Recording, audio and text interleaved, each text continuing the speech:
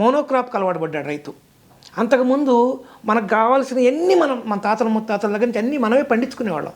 Market మీద depend అయ్యేవాళ్ళం కాదు. అసలు బజార్కి వెళ్ళి కొనుక్కు రావాలంటే ఆ రోజుల్లో నామోషి. ఎవరైనా కూరగాయలు కొనుక్కొచ్చుకోవాలన్నా, సరుకులు కొనాలన్నా అసలు సాధ్యమైనంత వెళ్ళేవాళ్ళు కాదు. అన్నీ పండించుకునేవాళ్ళు. కందులు, మినుములు, పెసలు అన్నీ పండించేవాళ్ళు. మెట్టదెబ్బల మీద కూరగాయలు, ఆ కాలువగట్టుల మీద ఏదో కూరగాయలు వేసేవాళ్ళు. అన్నీ పండించేది. అలాంటిది 60 ఏళ్ళ నుంచే ఎన్ని మనకు లేకుండా పోయినాయి.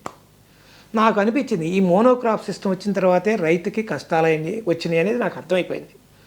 నేను వీటన్నిటి కాకుండా మల్టీ క్రాపింగ్ ప్యాటర్న్ పెట్టాలని చెప్పి ఈ 10 ఎకరాల అమీర్పేటలో ప్లాన్ చేసుకున్నా. అది కూడా ఎట్లా హై డెన్సిటీ పద్ధతిలో చేయాలని ప్లాన్ చేశాను. 1 ఎకరంలో 2 ఎకరాల పంట తీయాలా, అది అంతేగాని 1 ఎకరంలో 1 ఎకరం పంట తీస్తే గొప్ప కాదు. 1 ఎకరంలో 2 ఎకరాల పంట తీయాలి, ఇంకా 2.5 3 ఎకరాల పంట తీయాలి, ఇంకా గొప్ప. ఇంకా అది ఆల్ట్రా హై డెన్సిటీ అంటారు.